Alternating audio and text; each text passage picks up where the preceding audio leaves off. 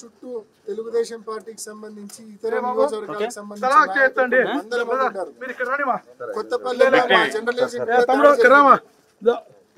సంబంధించిన వాళ్ళ అనుచరులు మీరు కూడా అడ్డుకుంటున్నారు, దాడి చేస్తుంటారు. మీడియా కూడా సార్ కరెక్ట్ చేయకుండా అర్థం చేస్తున్నా, నాకు డౌట్ వస్తుంది. ఏం బా ప్లీజ్ అర్థం చేసుకో. పనికొచ్చే పని చేయకుండా లోపల కూర్చోబెట్టే పని చేయకుండా ఎక్కడి నుంచి వచ్చినా మీరు లాగండి అంటే నేను నా ఇంట్లో మా ఇంట్లో ఉన్నా.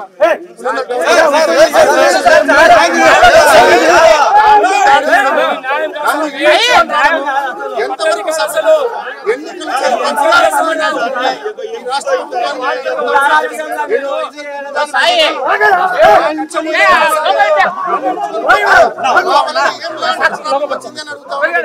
నా వల్ల ఏం సమస్య వచ్చింది?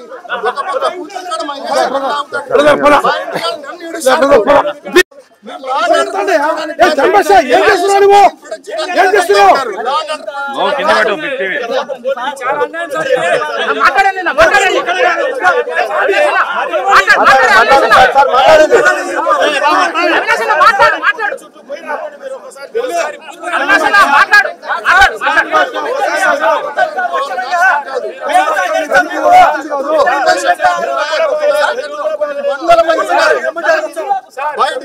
కమలాపురం నుంచి జమ్మలమడుగు నుంచి కొన్ని వందల మంది తెలుగుదేశం పార్టీ కార్యకర్తలు దగ్గర వందల సంఖ్యలో ఉన్నారు.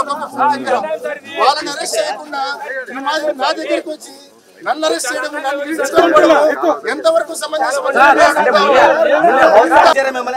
ముందే ప్రకటించారా? నాకెవ్వరు హౌస్ అరెస్ట్ చేస్తున్నట్టు చెప్పలేదు. ఇవాళ ఉదయం అనూహ్యంగా ఇంటి బయటికి 4 గంటల నుంచి 78 మంది పోలీసులు వచ్చినారు. నాకు హౌస్ అరెస్ట్ చేస్తారు. నిన్న సాయంత్రం నేను డిఎస్పీ గారి దగ్గర కూడా కలిసా, ఎస్పీ గారిని కలిసా, డిఎస్పీ గారిని కలిసా. నన్ను హౌస్ అరెస్ట్ చేస్తున్నామని నాకు ఏ ఒక్కరూ చెప్పలేదు. వితౌట్ ఎనీ ఇంటిమేషన్ అనూహ్యంగా ఇంత పెద్ద సంఖ్యలో పోలీసులు ఇంటి మీదకి వచ్చారు పొద్దున్నే.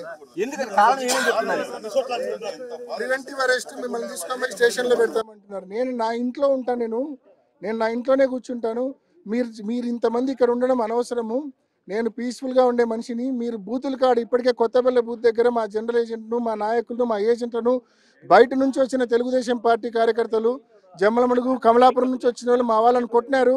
మీరు వెళ్ళి బయటి వాళ్ళని బయటికి పంపించండి, మా ఏజెంట్లు సజావుగా లోపలికి వెళ్ళేలా సహకరించండి అంటే ఆ పని చేయకుండా ఈ పనికి మాలిన ఒక పని నేను ఇంట్లో నేను ఉండా. అవినాష్ రెడ్డి గారు, మీరు బయటికి వెళ్ళాలని ఎష్యూరెన్స్ ఇస్తున్నారా? టెక్ రవి అనే అతను పులివెందుల మండల ఓటర్ కూడా కాదు. అతన్ని ఇప్పుడు కొత్తపల్లిలో ఉన్నాడు, వాళ్ళ తమ్ముడు కొత్తపల్లిలో ఉన్నాడు. అక్కడుండి దగ్గరుండి కమలాపురం నుంచి వచ్చిన వాళ్ళతో మా ఏజెంట్ల మీద దాడి చేస్తా ఉన్నారు. ఎంత నిస్సిగ్గుగా పోలీసులు అధికార పార్టీకి సహకరిస్తా ఉన్నారంటే వర్స్ట్ పోలీసింగ్ ఎవర్ సీన్. కేవలం ఎట్లయినా సరే అధికార పార్టీని ఇక్కడ వాళ్ళ కొమ్ము గాయడం కోసమే పోలీసులు ఉన్నారు తప్ప మాకు నిజంగా ఎటువంటి నమ్మకం ఈ పోలీసుల మీద లేదు. మీకు చేతనైతే పోలీసులకు చేతనైతే వెళ్ళి బూతుల దగ్గర బయట నియోజకవర్గాల నుంచి ఎవరైతే వచ్చారో వాళ్ళని ముందు తక్షణమే ఇక్కడ నుంచి క్లియర్ చేసి వాళ్ళ నియోజకవర్గాలను వాళ్ళని పంపండి. సజావుగా ఎన్నికలు జరిగేదానికి సహకరించండి.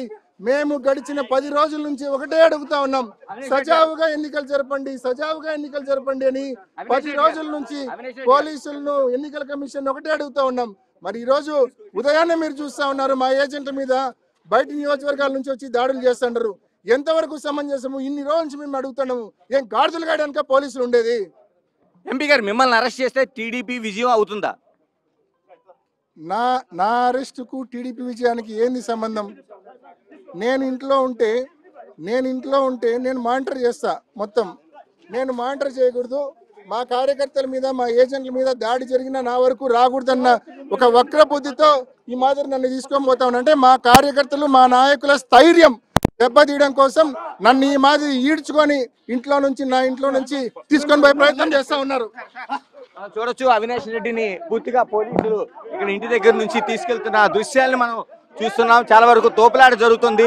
ఒక ఉద్రిక్త పరిస్థితి ఎంపీ అవినాష్ రెడ్డి ఇంటి దగ్గర మనకి కనిపిస్తుంది. మనం చూడొచ్చు, అవినాష్ రెడ్డిని చాలా మంది కార్యకర్తలు పోలీసులు తీసుకెళ్లకుండా వాళ్ళు నిరోధిస్తున్నారు. మనం చూడొచ్చు.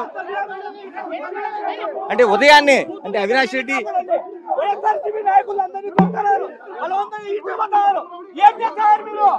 అవినాష్ రెడ్డి గారు మీరు బయటికి వెళ్ళరు అనేది గ్యారంటీ ఇస్తున్నారా పోలీసులకి? నేను క్లియర్ గా వాళ్ళకి చెప్తున్నా, నేను ఇంట్లోనే ఉంటాను.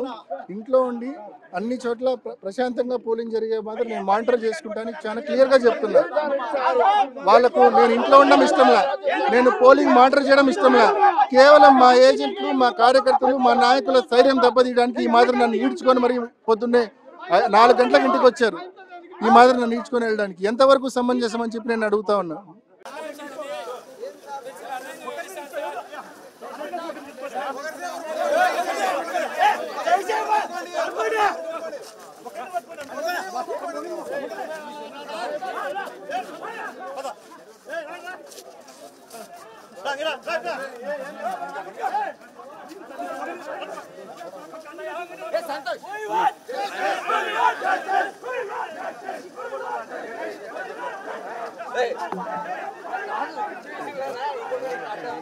మైక్ పెట్టండి.